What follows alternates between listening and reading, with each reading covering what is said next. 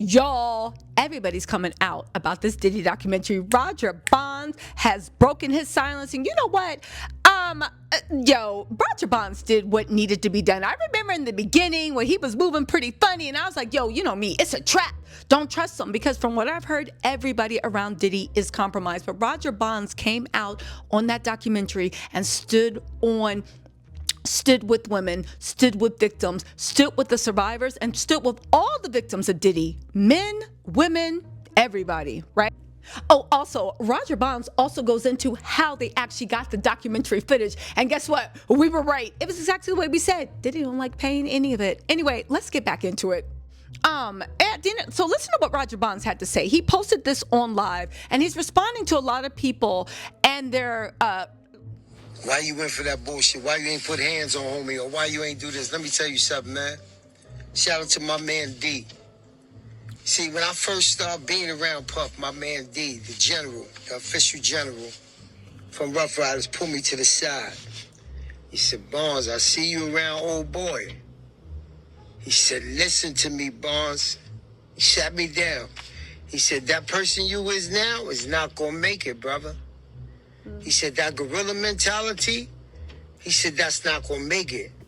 He said, because the reason he fucking with you is because he know that you put in work. But you got to always show humbleness to him and put in work for him. You understand me? You understand me? I said, yo, I understand you, D. Because see, when I first came home, I ain't give a fuck, man. You want it, you want it. I'm going to give it to you. Let's just bring it out.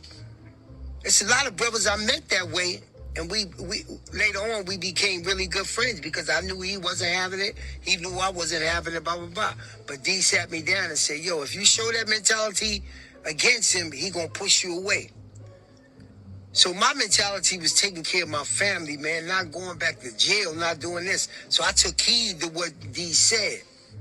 I took heed to what he said. I'm not afraid to say. I listened to a brother if he got something to say. So when D told me that, I listened. And that's the reason why I was around so long. Because any gorilla mentality he had or anything that I did it for him. Not with him or not against him. For him. So for people that be asking that question, yo, if a homie was all this and all that, why he went for this or why he went for that, or why you don't walk away, because you taking care of your family. That's your dream. Period. Point blank. See, here's the thing. As much as people are criticizing Rodger Bonds, I can respect him for being real. He did it for the money. He was a soldier. He was Diddy's foot soldier. He did it for the money. There's no other way to get all these other people that are like, oh no, Misa, how dare you? Like everybody acting the film. We don't know. Everybody wanted to be down with Bad Boy. Everybody gave us their parents. They were just like this with them. Everybody ate off of the legacy that Diddy built.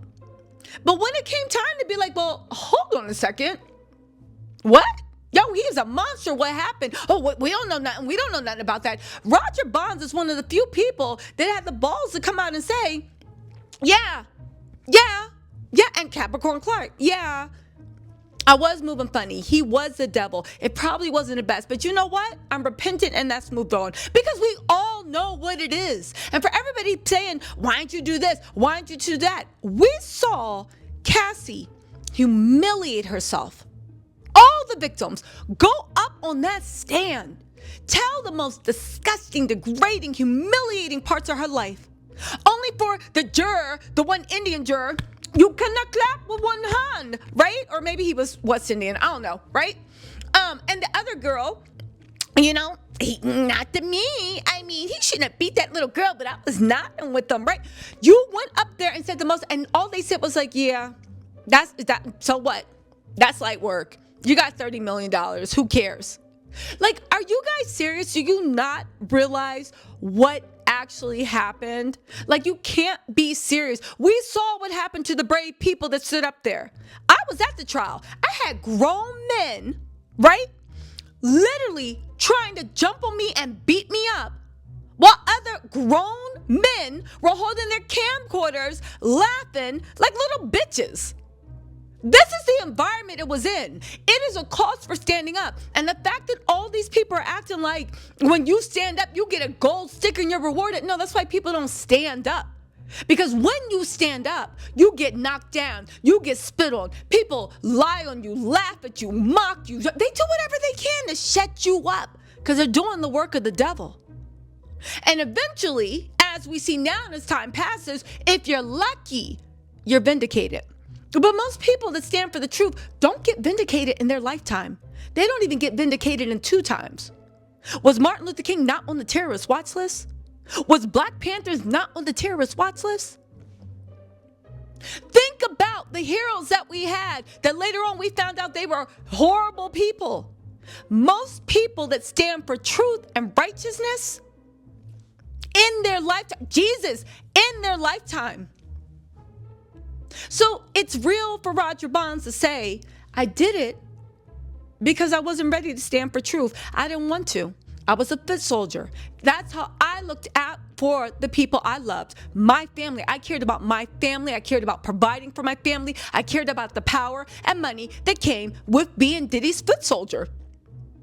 But there came a point when it wasn't worth it to him anymore. It came a point where the same thing Diddy does for all those people, right?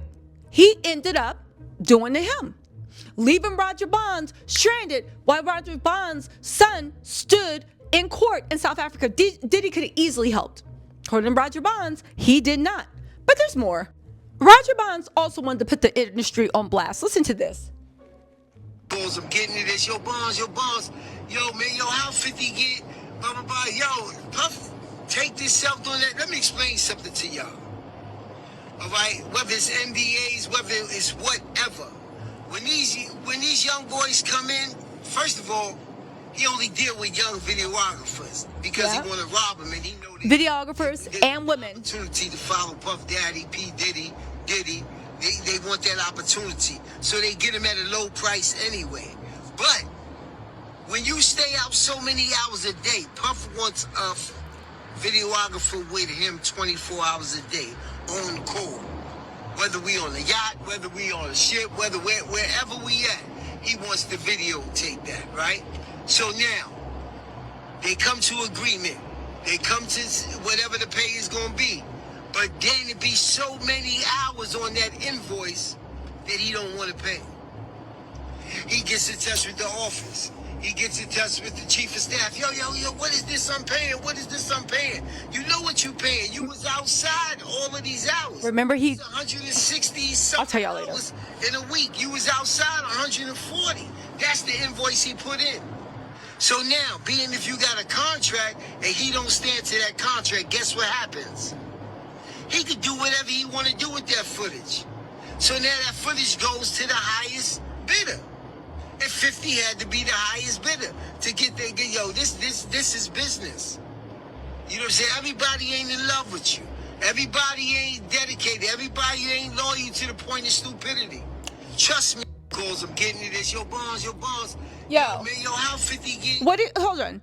First of all, Rodger Bonds said a mouthful. Everybody ain't loyal to the point of stupidity. Rodger Bonds literally put his life on the line for Diddy, and Diddy didn't want to pay him. Diddy didn't want to pay anything. There's something very dark about Diddy. He only cared about power and using everybody around him. And he got them young. Workers, women, right? At security, everyone. There's something very dark about him. And the fact now that they're trying to start rumors that this was obtained illegally, where's the MF and lawsuit? Where's the MF and lawsuit? All this stuff that Diddy got his people out here, where's the lawsuits? Right? Kirk Burrows is lying? Sue him.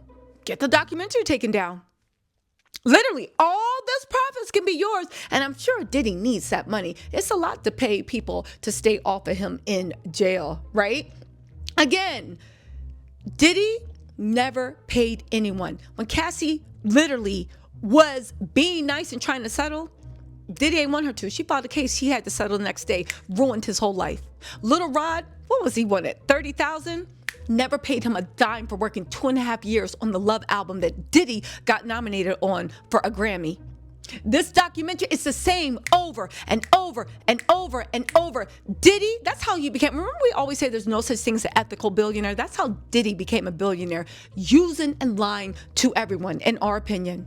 And now the roosters have come home to rest. And baby, we love to see it. Talk to y'all later.